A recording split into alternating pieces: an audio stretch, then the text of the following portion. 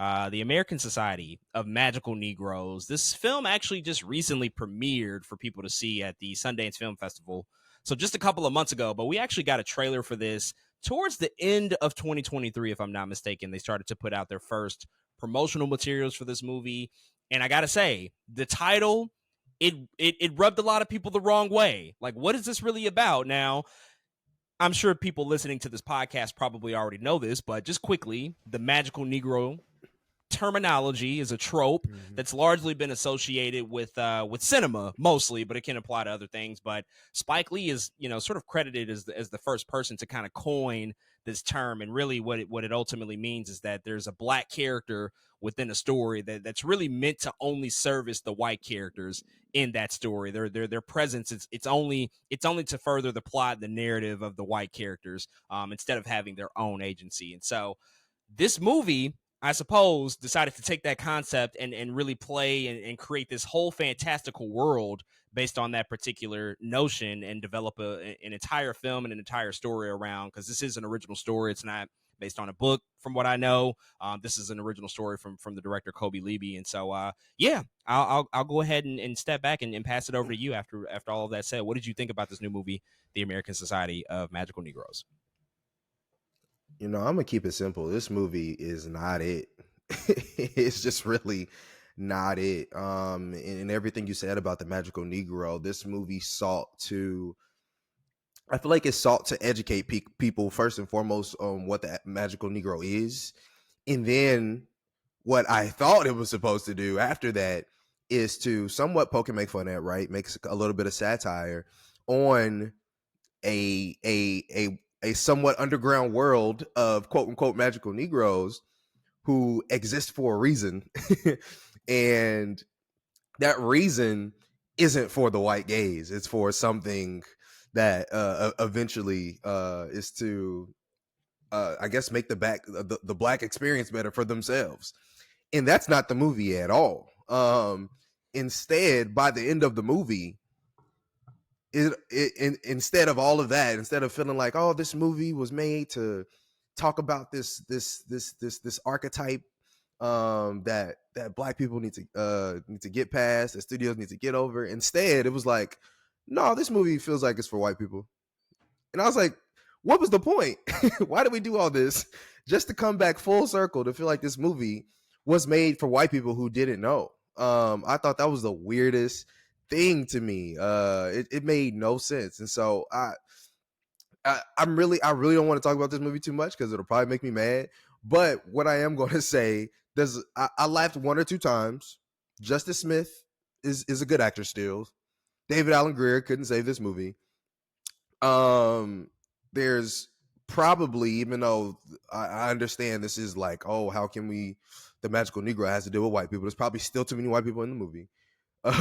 It's just like, yeah, it just didn't work. I was very curious to see what it was about. I thought it would be something a little more different. And I really don't think that you should watch it. I really don't think anybody should watch it. In fact, what's funny is I don't even think the white people who don't know what a magical Negro is and are trying to learn about it, I don't even think this is helpful for them. Because at the end of the movie, part of me is going to think, oh, wow, black people I can get a magical Negro friend to help me through. Like, nah, bro. This movie's not it. I'm sorry. The cast is fine, but the story is not it. I don't know how we got to this writing and this understanding. It missed the mark. And I really hope people understand that when they watch it. Because to be honest, sometimes movies like this scare me because I feel like people are going to get the wrong impression or learn the wrong thing. And so I can't tell people to watch it. In fact, I'm telling people to kind of steer away from the movie because I don't want anyone who doesn't know anything about this material to learn wrong. So yeah, that's how I feel about the American Society of the Magical Negro. Is don't watch it. The American Society of Magical Negroes crashes and burns in almost every way. This is a really bad movie. It's so bad that nobody saw it. I think it was dead on arrival. As soon as this title came out and people saw the trailer, they were like, I don't know about that one. And then the movie comes out and it doesn't help its case whatsoever. It's a really, really bad movie. It's barely funny. And what I'm probably most disappointed by, it's a number of things, but what I'm most disappointed by, even removing what they could have done from a political, socio-political, racial standpoint, I'm even more disappointed that the magical element and the magical side of this whole thing, because this is magic, like this is like Yeah. fantasy. They don't Mm. even go anywhere with that. Like there's not great Nowhere. world building. There's not depth to the world or these characters or to the functions that they perform as a part of this magical society. I got no sense of how much legacy or how much work has really been done on a grand scale. Like it's a really big idea that's at the forefront here, and they don't do anything with it. And that's really the entire movie in all aspects, because at times it's trying to be a rom-com, but then it's also creating these really contrived instances of injecting racial conversations into the movie when they never seemed equipped to even tackle that from the very beginning. And I think that that's Mm-hmm. like the ultimate thing to walk away from. Like it feels like the filmmakers behind this aren't really equipped to do this, which is really strange, because there's one speech at the end, there's one big one that happens at the Mm-hmm. end of this movie that I guess is supposed to sum up the feelings and to really be the coda on everything that we saw, but it leaves little to be desired, because by the time you get it, it's far too late, because you just sat there and watched about an hour and 40 minutes of a movie that felt like it was meandering, and it almost felt too timid to tackle the complex issues that it presented at the beginning of the film, or at least that it tried to, or the idea of tackling this really complex trope that exists within society. There's so many things that they could have done with it that they just didn't. But even when you just judge the film for what it is, because that's what I try to do, like let's remove my expectations from it, because I thought it was going to be something different. It wasn't that. But even when I just look at it for what it still wasn't good. It still wasn't entertaining.